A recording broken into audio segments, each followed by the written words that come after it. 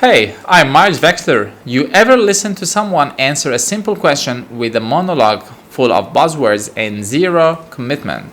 Today was one of those days, but in the middle of the mess, a few truths slipped through and I caught them.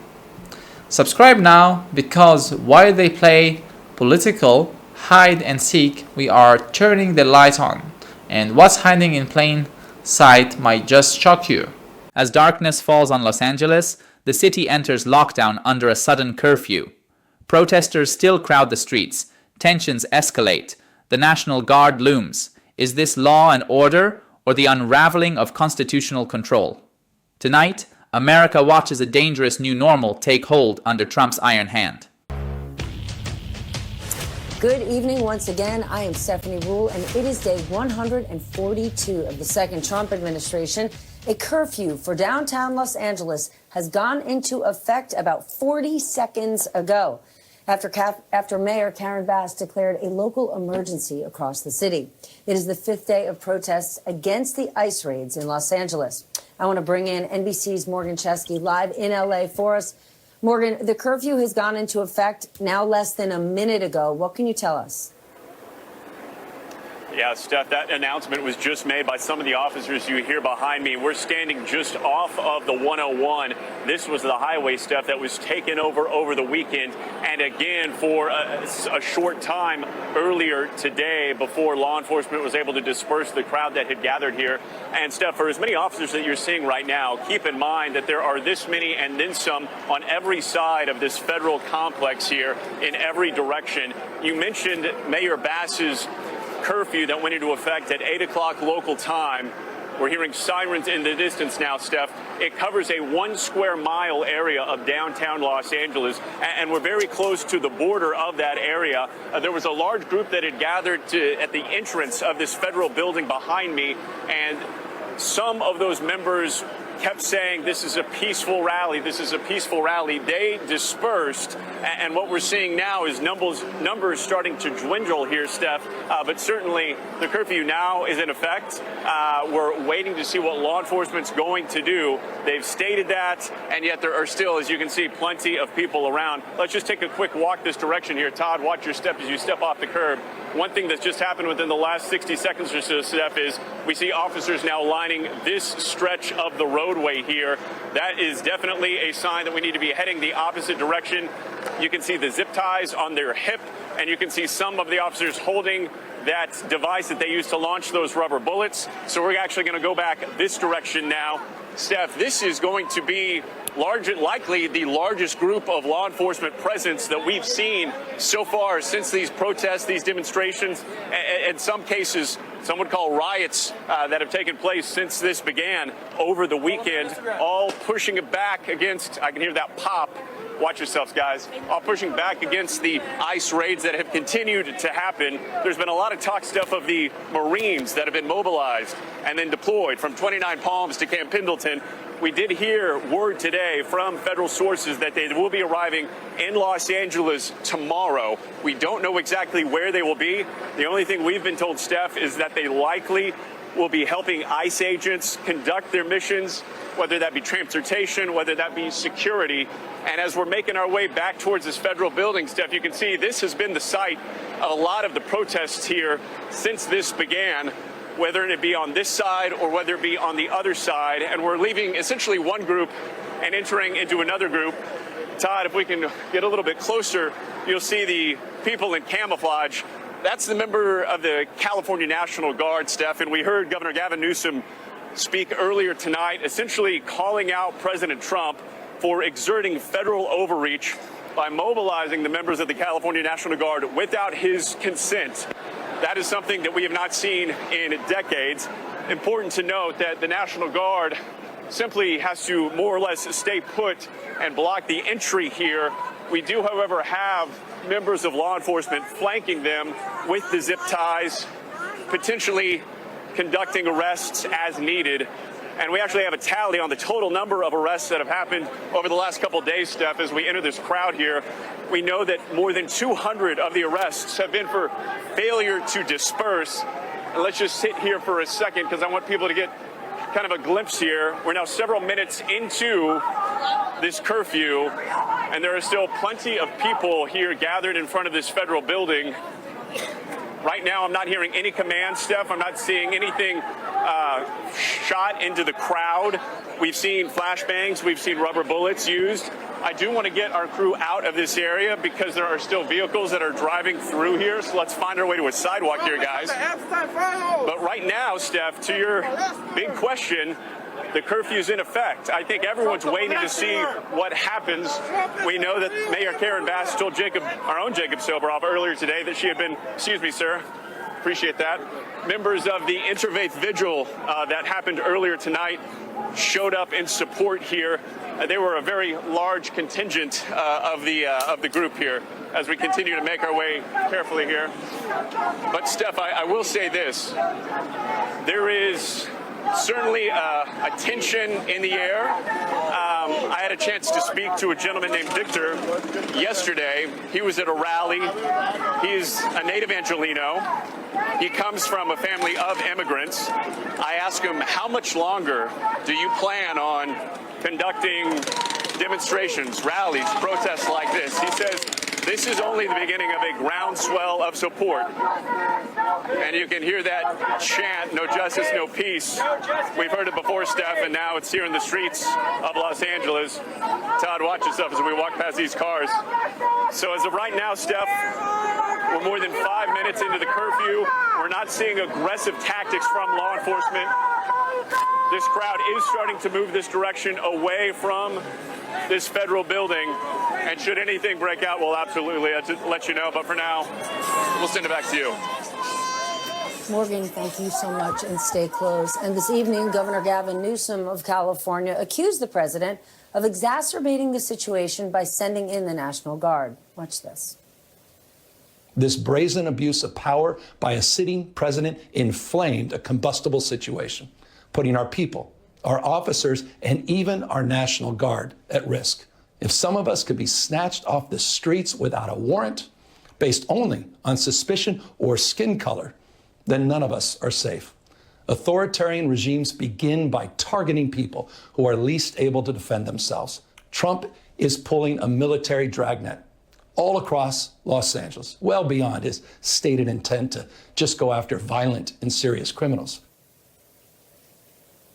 4,000 National Guard soldiers have been activated in L.A., and 700 Marines have taken up positions across the area. NBC News is reporting they are there to provide security and transportation for immigration and customs enforcement raids. A judge has denied California's bid to immediately stop troops from participating in ICE activities, and a hearing on the issue has been scheduled for this Thursday. Meanwhile, Trump and Hegseth defended the decision to send these troops to L.A. If we didn't get involved, right now, Los Angeles would be burning. There were certain areas of Los Angeles that you could have called it an insurrection. It was terrible. But these are paid insurrectionists. These are paid troublemakers. If there's an insurrection, I would certainly invoke it. We'll see. The governor of the California has failed to protect his people, along with the mayor of Los Angeles. And so President Trump has said he will protect our agents, and our Guard and Marines are proud to do it.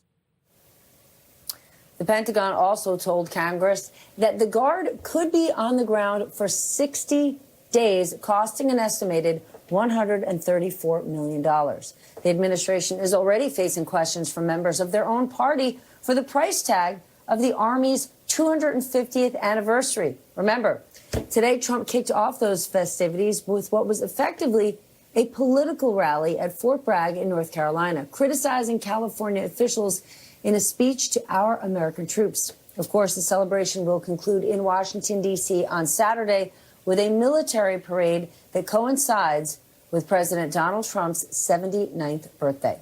Now let's bring in our leadoff panel. Dave Weigel is here, political reporter for Semaphore. Jeff Mason joins us, White House correspondent for Reuters.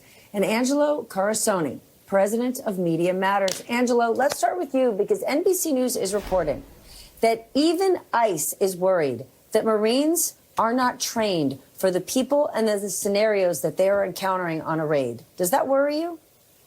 Yeah, it does. I mean, there's good reason for them to be worried too, and it's not because of capability or competence. It's because they are trained and for different things. They speak different languages. We've already seen what happens, especially in LA, under similar circumstances back in 1992, when Marines were there at the request of governor and the local mayor to bring in additional support for law enforcement during the LA riots. Some local police had called for cover, and for law enforcement, that means get ready in case I need some extra support. But for Marines, that means cover fire. And they fired hundreds of rounds at a house. Thankfully, nobody was hurt, but it's a small example of the types of miscommunications that can happen when you take entirely different forces that don't speak the same language. It's not just about having the same radios. They are trained for and speak different things. You can sort of teach them in a little instructional all you want, but part of the reason why they are such sophisticated and exceptional fighters is because of the muscle memory. Cover, you can't just unwind that after one briefing before you go out into the street. That is something that is ingrained in them from basic on. So, yeah, of course I worry about that. And then obviously the consequences and the cascade that begins, never mind that, because we know all the lies that sit on top of and get spun by the larger narrative engine that Trump is in command of. And they'll be able to spin that any way they want to sort of further inflame things, as the governor has been warning about. Well, then let's talk about what we're in for, because leaders in California have been warning that L.A. is just the first test case. And NBC News is reporting that ICE is now preparing to deploy tactical agents to 5 Democratic-run cities. Jeff, what are you hearing about this? Well, I think number one, the president is very happy to have this fight, and doing it in LA and doing it with California, which is a blue state, it just sort of is the perfect foil for a president who likes having foils. California, as I've said before, is the microcosm of everything that President Trump thinks is wrong with the United States. So having this sort of made-for-TV conflict is just what he and his allies and his advisors are looking for. As far as other cities and states to come, certainly they have flagged already the White House that they are looking to arrest and remove illegal immigrants, migrants. Those are the words that they use from states and cities all around the country. So this is started in LA in terms of the protests and the response to that. If those protests continue anywhere else, I think it's fair to assume, or it's not unreasonable to assume, that this kind of response will happen there as well. Dave, what about the somewhat surprising role labor unions have played in these protests? These labor unions are backing immigrant workers against ICE raids. Historically speaking, you would not guess they would take this position. What does that tell you? Well, in California, there's a lot of history for that position. Before I say you, the legacy of Cesar Chavez and United Farm Workers, and the unions you've seen out in the streets. I was in New York for the last few days covering the race for mayor, but there were also solidarity protests with labor leaders saying, think of all the workers who don't have documentation, who are in the country and do not have citizenship, but are doing jobs, are members of our union, who are in danger. And Democrats running cities defend those workers. I was with Zoran Mamdani's running for mayor of New York in the morning at a press conference, and he's very explicit. These are members of the New York community. He, as a candidate for mayor, and actually Andrew Cuomo didn't disagree with him, is opposed to what Trump is doing, because this is an attack on the way the city works. It is drawing people who live in the city, contribute to the economy, who work but are not citizens, out of the city, making them less likely to participate in commerce. And this conversation was getting to it. That is the goal. The goal is challenging the way that urban America has worked, that migrants in these cities have worked for decades. The California, the Santa Monica that Stephen Miller grew up in, for decades. The California, the Santa Monica that Stephen Miller grew up in, this is an attempt to roll that back. And in these cities, we'll see which ones are targeted by this order.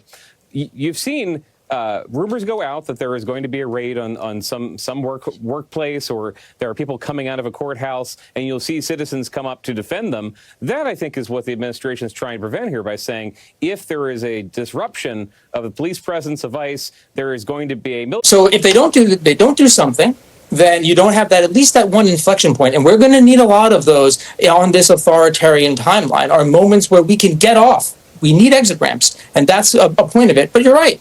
It does do the opposite side. This is playing out in the media.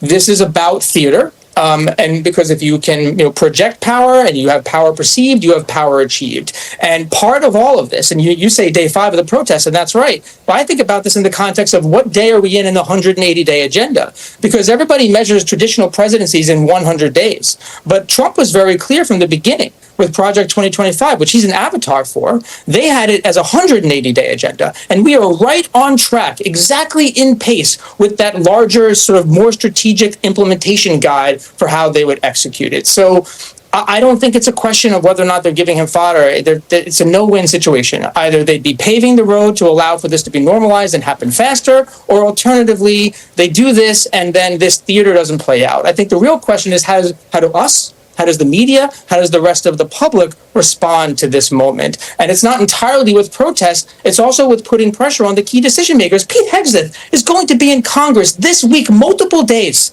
asking for money from members of Congress for their budget. There needs to be more than one question about this. That's how part of that number came out. I mean, there needs to be real pressure on the few Republicans that actually have some potential and power to start shifting the scales here, because this is part of a larger plan. He did declare this national emergency on day 1. It is tied into this larger agenda. We certainly shouldn't lose sight of that. Well, let's talk about something that we hope does not become normalized. We've got a Democratic congresswoman in the state of New Jersey now indicted on federal charges tied to a confrontation that took place at an ICE detention center earlier this month. What message, Dave, does this send to lawmakers?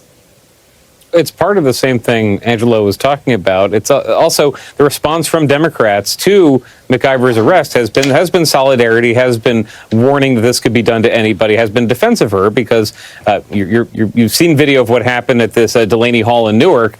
Yes, she was trying to protect the mayor of Newark from being arrested at this ICE facility. This is the sort of incident that you have some prosecutorial discretion on. You can decide whether to charge a member of Congress, and they're saying, we will charge you. If you think you can get away with acts of civil disobedience, we are going to treat you like people engaged in civil disobedience in the 1960s. You are going to be in some legal jeopardy. That is a message they're sending to Democrats. The response from the party, and the Newsom statement tonight was endemic of how Democrats are reacting to this. They are trying to fight back against the optics we're talking about. They are aware any protest like this is going to have a scuffle, like you saw with McIver. It's going to have cars set on fire. And I'm not trying to be passive about this. There are anarchists who show up at these protests. They want to set things on fire. The administration knows that's going to happen. Democrats are trying to have an argument in public saying this is intentional. These protests can be controlled by different tactics. These deportations would be controlled with different tactics, different strategies. This is something that the president is trying to do. So they're just trying to narrate in real time what is happening, knowing the Republican Party is very unified behind the president and is willing to escalate because they want, not to repeat myself, to prove that whatever sort of resistance shows up, they're willing to treat this like an invasion, like something illegal, and use the tactics you'd use against an invasion. Jeff, the Wall Street Journal reported that Stephen Miller told ICE to step up their deportations in May because the president wasn't happy with the numbers. What can you tell us about that, Jeff? I think Stephen Miller is an extraordinarily powerful person within the White House. He's President Trump's deputy chief of staff for policy. Immigration is and always has been his sort of main interest and main topic. And when Stephen Miller walks in the room, whether it's at an agency or whether it's in the West Wing, people pay attention. And him saying to ICE that they would need to step it up was taken and is being taken very seriously. And it is also a reflection of, I think, concern within the White House that they're not getting as many of the visuals and as many of the numbers that they wanted. So the last few days, as we were talking about earlier, is certainly probably good for them in terms of getting that message across. But if Miller is unhappy about the number of people who have been picked up on the streets or picked up around the United States, then that's a reflection of President Trump being unhappy with it. And he is channeling the president's anger or the president's directive when he says that. All right, I can't let you guys go without touching my home state, Dave. We saw primary races for New Jersey governor tonight. On the Republican side, NBC News is projecting that Jack Ciattarelli, who is the Trump-backed candidate, won overwhelmingly. And on the Democrat side, NBC News projects that Congresswoman Mikey Sherrill has won. What is your reaction to that? How should we read into it?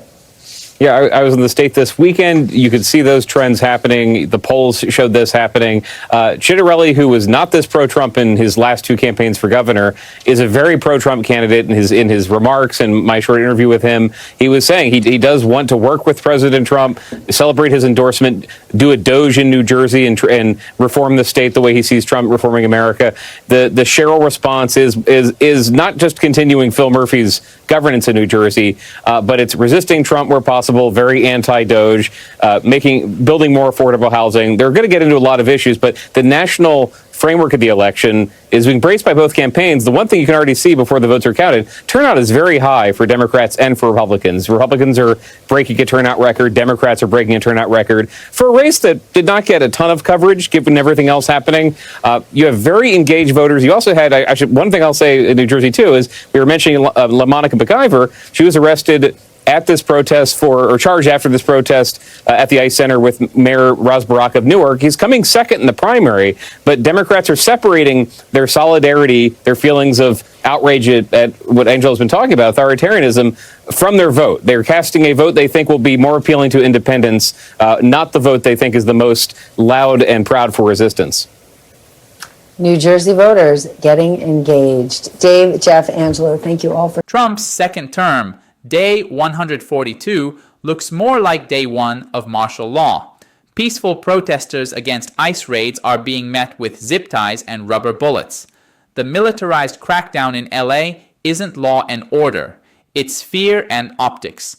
And Marines aiding ICE? That's not immigration policy. That's authoritarian theater. following major news tonight that the United States and China have agreed to a framework to de-escalate trade tensions. Commerce Secretary Howard Lutnick confirmed this news, saying rare earth experts are, quote, a fundamental part of that framework. So let's discuss. I want to bring in my friend Bill Cohen, founding partner of Puck News and a former Wall Street banker, and Justin Wolfers, a professor of economics and public policy at University of Michigan. Professor Wolfers, until now, it did not seem like the U.S. and China were making much progress or any progress at all.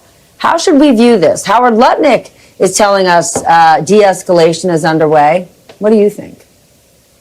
Well, the question is what's actually different today than yesterday, and Howard Lutnick has not told me a single thing that's different today than yesterday. The whole thing, there's lots of verbiage. It's wonderful, it's fruitful, we're doing amazing things. The whole thing is, at the end of the day, they may have agreed that they're agreeing that the old agreement is still their agreement. Now, they're not actually agreeing on that. It's on the handshake agreement. And they said before they agree on the old agreement that they have to go back and get the sign-off from Trump and Xi. So at the end of this, they've negotiated a handshake agreement to seek sign-off to agree that a previously agreed agreement was still their agreed-upon agreement. Now, that previous agreement, just to be clear, was not in fact an agreement, but was a framework for making future agreements. Got it? Bill, do you agree? Well, Justin said it beautifully, I thought, Stephanie. But what do I do with a framework, Stephanie? I mean, this is a president and an administration that loves chaos, thrives on chaos for whatever reason, to cover up all sorts of other things that it's doing that doesn't want us to know about, whether it's the riots in LA that creates chaos. I think this Liberation Day has created an unbelievable amount of chaos in financial markets, and just in decision making in corporate boardrooms, in CEO suites. How, if you're Tim Cook, Stephanie, and you're thinking about moving production to India, do you now reverse course and keep it in China because we've got a framework for what might work? And how long does it take? And then the tariff's going to be 145%? Are they going to be 30%? What are they going to be? Am I going to be able to get my rare earth metals that I need to make my phones? Am I going to be able to use workers in China to make my phones? Or do I have to move to India? How do you make that decision with a framework? I'm going to tell you, you don't. We also know that an appeals court has allowed Donald Trump's tariffs to remain in effect for at least the next 2 months until all oral arguments begin in late July. What do you think about that, Justin? Because that only furthers Bill's argument that if you're a big business, a small business, or you're an investor, you're still sitting on a bed of nails here. Yeah, so the history here is really important. So let's go way back in history. The Constitution says the power over tariffs belongs to Congress. That's history. The reciprocal tariffs, which are not reciprocal, were authorized under the Emergency Powers Act, an act that does not include the word tariff, plus we're not in an emergency. So the International Trade Court says this doesn't seem right, so they suspended them. So then the court said, oh, we'll hear it, the appeals court, but we'll give it till June 9th. I need everyone to get their arguments in till then. We'll stay proceedings. So then they decide, all right, today's June 10th, they've had a look at everything, and they're like, oh, yeah, good idea, we'll definitely take oral arguments now. Those start July 31st, and so we're going to get 2 or 3 months of quite plausibly unconstitutional tariffs. The administration's upset because they think it undermines their leverage. Of course it does. Using unconstitutional powers when you still have a constitution is actually not something you're meant to do. And businesses are upset because what happens after all of this goes through? And so we're going to have pointless, destructive tariffs that were probably unconstitutional all along, but the legal system is not meant for dealing with a White House that has so little respect for the Constitution. And investors, especially global ones, will take their money and go home. If they cannot trust the rule of law in a country where they invest, with companies located in countries that they need to trust, if they can't trust the rule of law, they take their money and go home. In the midst of all of this, Bill, we now have the World Bank warning that tariffs will cut the U.S. growth rate in half. Even if we reach a deal with China, that is a devastating number. Well, it's no surprise, Stephanie. I mean, as we were talking about before, you cannot keep corporate CEOs, boards of directors, executive teams in the dark about how to run their businesses to make these decisions, that they have to make on a weekly, daily, monthly basis, and then projecting out 5 or 10 years. Where do you build a new factory? I know President Trump wants to have people build back in America, build new factories. That is a 10 to 20 year cash flow decision-making process. What do you even put in your model to decide whether to make that in decision about building a new factory or not? In the meantime, you've got a source elsewhere, and the prices have just gone through the roof. So you're not only going to have inflation, you're going to have a slowdown in the economy. And this chaos just adds to it. And so I'm not the least bit surprised, and I'm sure it's going to show up in the second and third quarters very quickly. It also disproves the argument that other countries pay for tariffs. It's going to be great and prosperous for American business and American workers when the World Bank is predicting tariffs could cut our growth rate in half. Gentlemen, thank you for joining me. Gavin Newsom calls it what it is: federal overreach. Trump bypassed state consent, deploying 4,000 guard troops and 700 Marines like we're in a war zone. This isn't about law enforcement. It's about flexing unchecked power. When ICE raids need military backup, we've crossed the line from democracy into something darker and dangerously familiar. Over the last decade, there has been a lot of talk about how Donald Trump views his administration like a television show. As the Wall Street Journal points out, Donald Trump is betting that the images of troops on the streets of Los Angeles will be the kind of TV that scores him a big political win. It's a much different image than we saw 5 years ago, when we know Trump wanted to send in the military to respond to protests, but his aides held him back. Joining me now to discuss this and more, MSNBC senior political analyst, my friend Matthew Dowd. He's also a former George W. Bush strategist and founder of Country Over Party. Matthew, a week ago, 2 weeks ago, all we were talking about was the president's self-induced trade war, inflation that was coming, the big, beautiful bill that was anything but. And now here we are.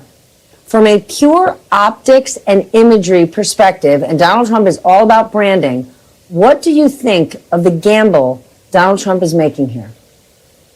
I think it's a huge mistake on his part. I mean, let's just set aside the constitutional problem and all the other legality problems of using the National Guard, using the military in this manner to do this. Just set that huge substantive problem aside.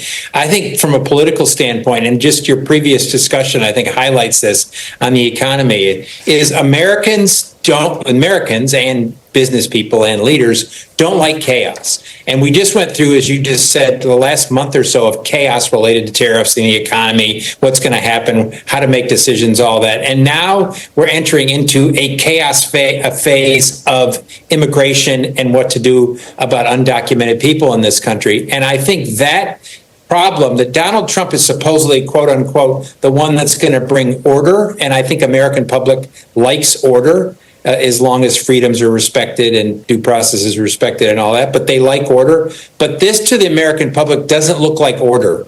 It looks like more chaos instigated by the president of the United States, and that's a political problem for the president. And let's be clear, Matthew, even though we are now focusing our attention on this chaos, the problems that existed before, the trade war with dozens and dozens of countries, the budget bill that is not any closer to getting passed, none of those things are going away. But let's look at the flip side of the situation in LA. Your point, this is not a wise gamble for Donald Trump.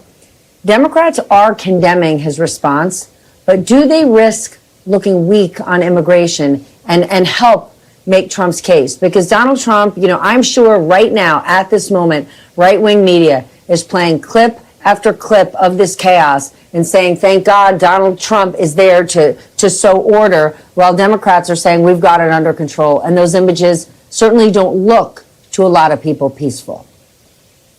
Well, I think the longest the Democrats, and most of them are doing this, are taking a stand that's pro-Constitution.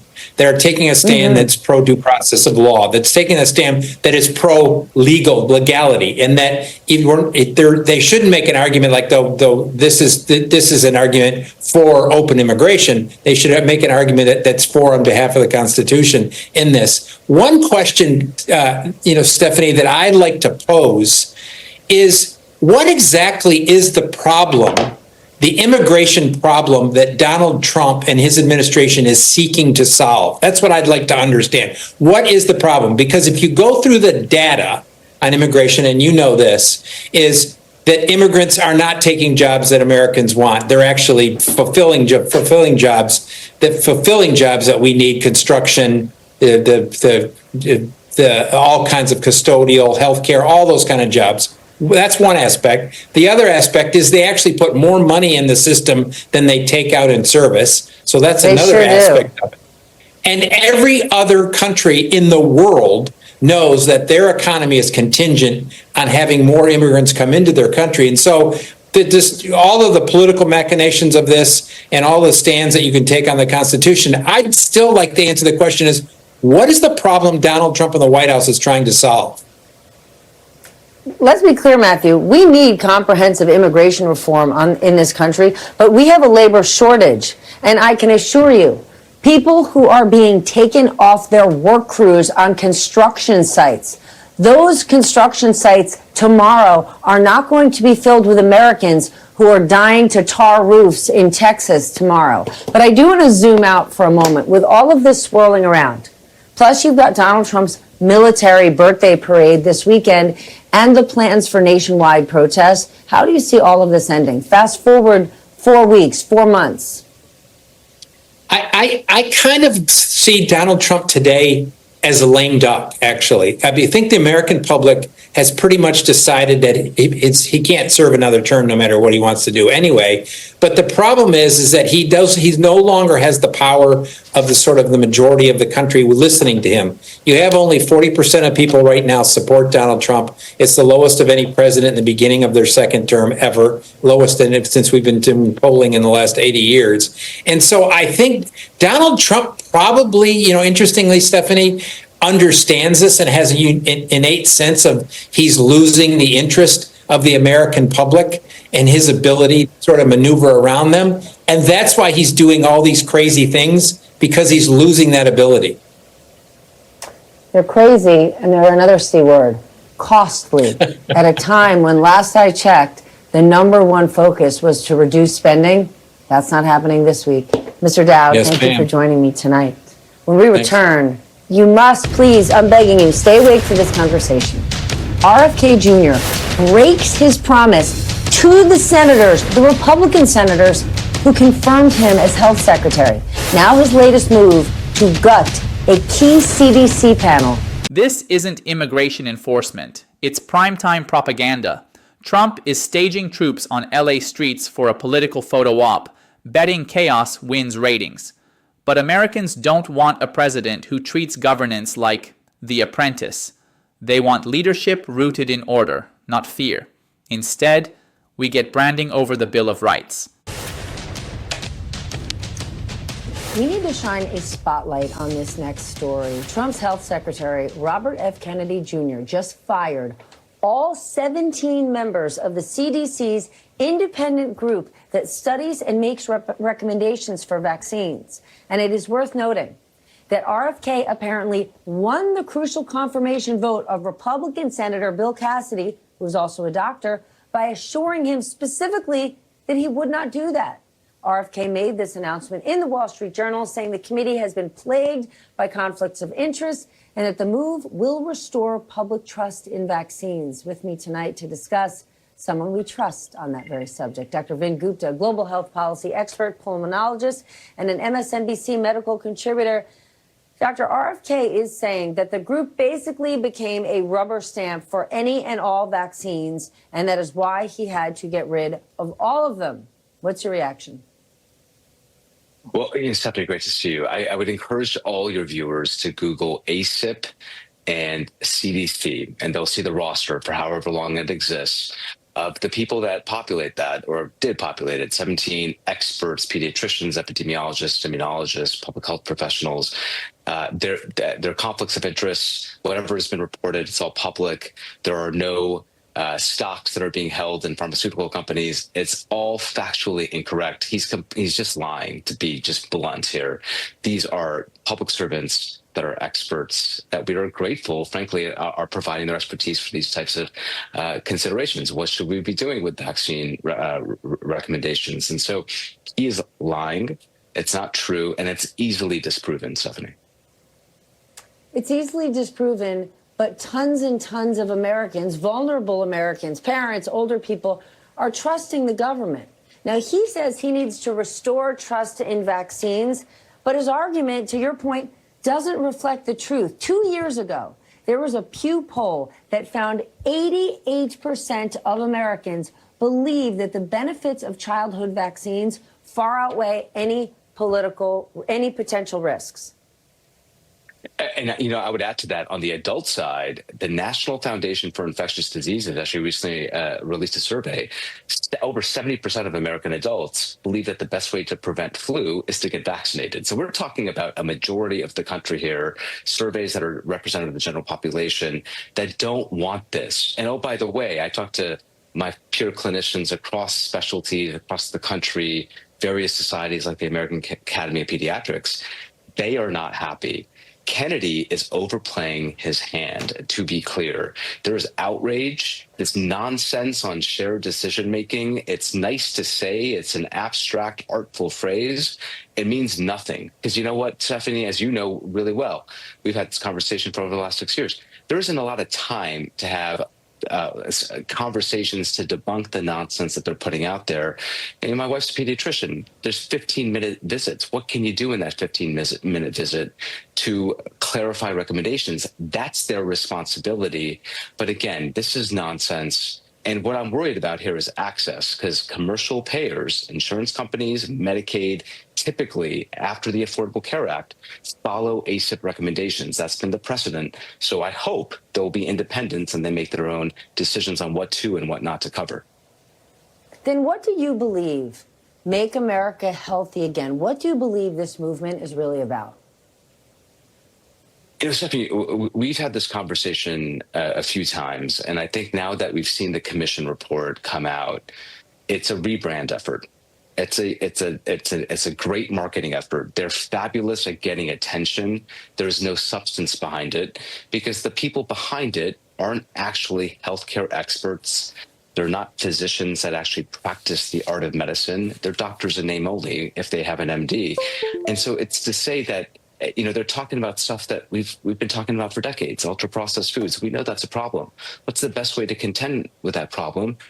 Making sure people have durable access to healthcare, not take away Medicaid access for over 10 million people. It doesn't make any sense. Or they talk about environmental health risks. Great, that's an important problem, but they're defunding the EPA at the same exact time to the tune of 55% of the budget. Again, does not make sense. Dr. Gupta, thank you for joining us tonight. We are so grateful. When we return, again, I know I say this all the time, but you definitely want to see this. RFK Jr.'s purge of 17 CDC vaccine experts isn't reform. It's sabotage. He promised not to gut the panel, then did exactly that. This isn't about restoring trust. It's about erasing science. When lies replace medical consensus and public health is politicized, lives, not just facts, are the real casualties. The last thing before we go tonight, I'm going to say is a must-see. A nation of immigrants. That is a notion that Republican presidents used to embrace. In President Reagan's final speech in office, he reminded us of that core American principle. Watch this. Since this is the last speech that I will give as president, I think it's fitting to leave one final thought, an observation about a country which I love. It was stated best in a letter I received not long ago. A man wrote me and said, "You can go to live in France, but you cannot become a Frenchman. You can go to live in Germany or Turkey or Japan, but you cannot become a German, a Turk, or Japanese. But anyone from any corner of the earth can come to live in America and become an American." Yes, the torch of Lady Liberty symbolizes our freedom and represents our heritage. We lead the world because, unique among nations, we draw our people, our strength, from every country and every corner of the world. Republican icon, President Ronald Reagan, takes us off the air tonight. And on that note, I wish you a very good night. From all of us here at MSNBC, thanks for staying up late. I'll see you at the end of tomorrow. Reagan once reminded us that America's greatness lies in welcoming immigrants. Today's GOP tramples that legacy. As Trump militarizes cities and vilifies the vulnerable, Reagan's words echo like a rebuke. We're watching a party abandon its principles, trading the torch of liberty for a baton of authoritarian control. Wake up, America. Miles Vexler, reaction: America, watch closely. This is how authoritarianism takes root. Let's not sugarcoat this. What's unfolding in Los Angeles isn't law and order. It's authoritarian muscle wrapped in red, white, and blue.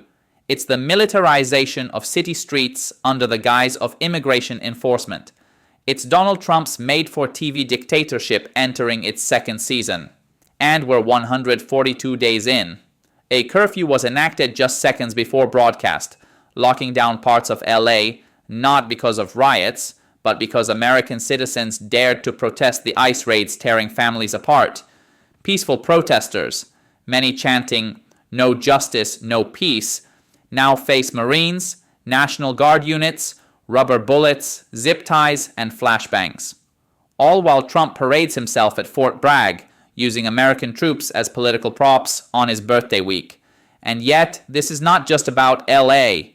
This is a test case. ICE is preparing to deploy tactical agents to 5 other Democratic-run cities. If you're not outraged yet, you're not paying attention. This isn't border security. This is political theater designed to crush opposition and distract from economic chaos, failed tariffs, and collapsing trust in Trump's presidency. Governor Gavin Newsom said it plainly. This is federal overreach. And he's right. For the first time in decades, the president activated California's National Guard without consent. And if that's not chilling enough, the Marines, trained for warfare, not community policing, are now embedded in ICE operations. One wrong cover call, like we saw in '92, and lives could be lost. And don't let them gaslight you with public safety. More than 200 people have already been arrested, mostly for failure to disperse. This is about silencing dissent, not defending order. The only thing being protected are Trump's optics, a show of strength for the cameras and his MAGA base. Even ICE agents are secretly worried. Worried Marines aren't trained for this. Worried miscommunication could escalate peaceful protests into deadly incidents. Why? Because when you treat communities like war zones, you eventually get war zone consequences. And behind it all, the same twisted architect, Stephen Miller, still pulling strings from the shadows, pushing for increased raids to satisfy Trump's insatiable need for tough guy visuals, because God forbid he deal with real problems like inflation, a constitutional trade war, or the fact that his own budget plan would strip 14 million Americans of health care. Meanwhile, RFK Jr., now health secretary, is playing demolition man at the CDC, firing all 17 members of the independent vaccine panel despite promising Republicans he wouldn't. This isn't just betrayal, it's calculated sabotage of science and public health, wrapped in populist conspiracy rhetoric that plays well with anti-vaxxers and fringe media. And yes, it's getting worse. A Democratic congresswoman has now been indicted for civil disobedience at an ICE detention center. A warning shot to anyone, especially elected officials, who dares to stand in the way of this creeping authoritarian regime. So where does this end? With a military parade in DC for Trump's birthday? Yes, seriously. While California burns with curfews, tear gas, and tanks, Trump's celebrating himself in our nation's capital, flanked by a military show straight out of a banana republic.